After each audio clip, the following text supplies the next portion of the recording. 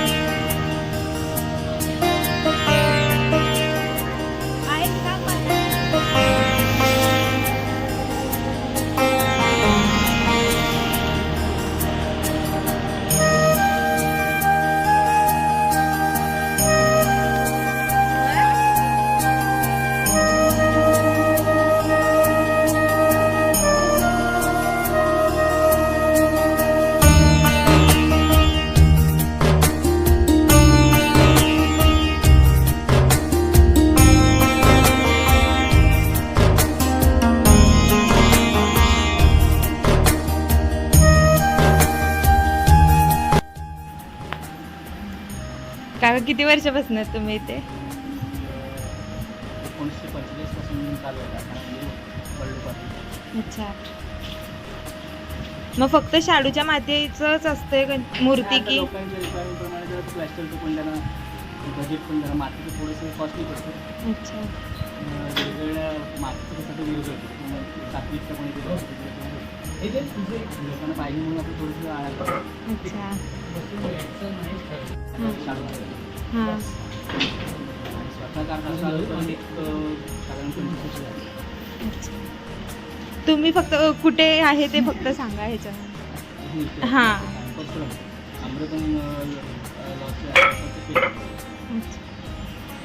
Thank you.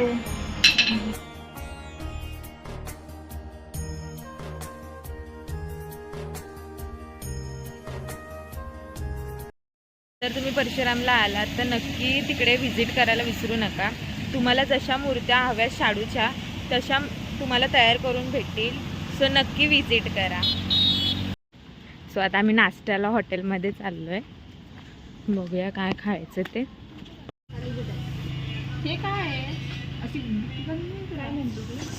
चला menu काय आहे? काय काय मागवायला लागलं? हे थालीपीठ. सॉरी, हे थालीपीठ. काय मी काय मागवते? तू? पराठा, आंबोळी, थालीपीठ, आंबोळी, आलू पराठा. मी यांच्यातलं खाणार जे भेटेल ते. नाही, मी मॅगी मागवली आहे. बघूया कसे लागते ते.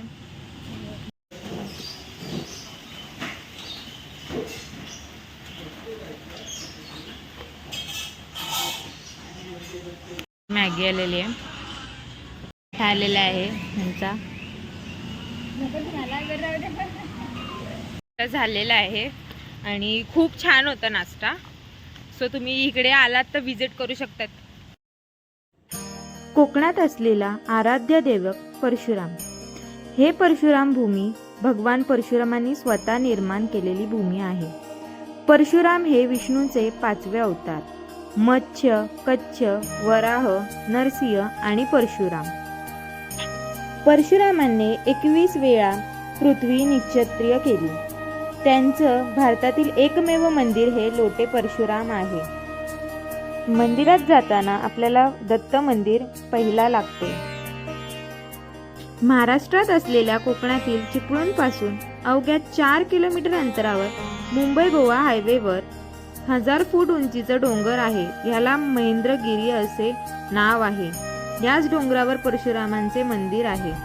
परशुरामांच्या मंदिरामुळे लगद्याच्या गावाला लोटे परशुराम असे म्हटले जाते. भगवान परशुरामांचे मंदिर हे इसवी सन 570 मध्ये बांधण्यात आले. परशुराम या मंदिराच्या रचनेमध्ये मुघल वास्तुकलेचा प्रभाव स्पष्टपणे जाणवतो. विशिष्ट मंदिराची गोमात भक्तांना प्रकष्टेने जाणवते. ह्या मंदिराची गोमात सरळ उतर असलेल्या अष्टकोन कृती आहेत आणि उच्च कलश आणि तसेच मंदिरातले शिल्प कृती हे आपल्याला स्पष्ट दाखवते.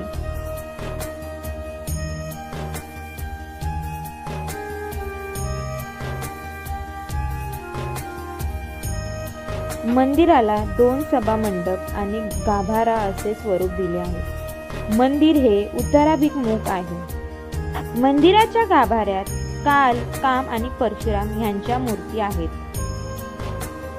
मंदिराच्या मागच्या बाजूला परशुरामांची आई रेणुका मातेचं मंदिर आहे. मंदिरात वार्षिक उत्सव म्हणजे परशुरामांचा जन्म उत्सव. परशुरामांचा जन्म हा अक्षय तृतीचा, त्यामुळे अक्षय तृतीपासून पुढे 3 दिवस चालतो. ह्या मंदिरात महाशिवरात्र ही मोठ्या उत्साहात साजरी केली जाते.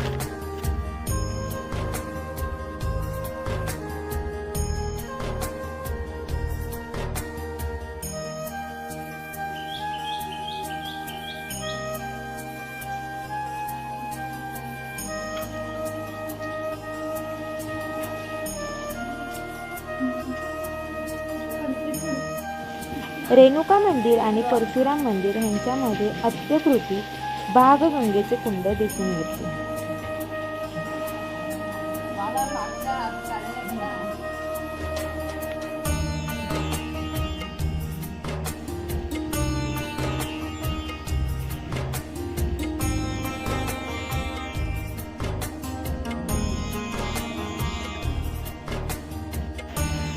हो सेम पाणी होतं, त्याचं कनेक्शन असणार आहे. छानपैकी दर्शन झालेलं आहे आमचं आणि मंदिराच्या आतमध्ये फोन अलाउड नव्हतं, तो तिथलं शूट नाही भेटला, तरी पण बाहेरचा फक्त काढण्याचा प्रयत्न केला आहे, तो ते समजून घ्या. आता आम्ही हॉटेल शोधतोय आणि 3 किलोमीटर ह्यांनी आम्हाला चालत आणलेलं आहे. 3 किलोमीटर आम्ही चालतोय आणि हे बघा इकडे प्राची, सानिका, ऋतुजा आणि मी, त्या तिघी पुढे गेलेले आहेत. सो कुठे भेटतंय ते बघूया आता हॉटेल. फायनली हॉटेल आलेलं आहे इकडे.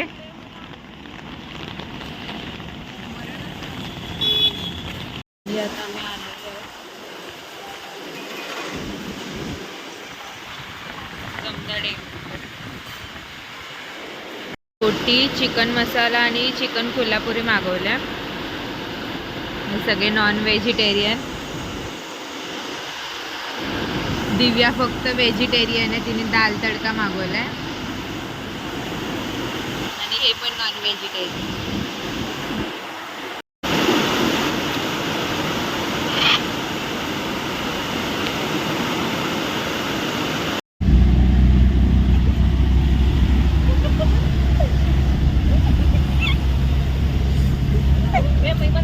ब्लॉग कसा वाटला हे नक्की कमेंटमध्ये सांगा.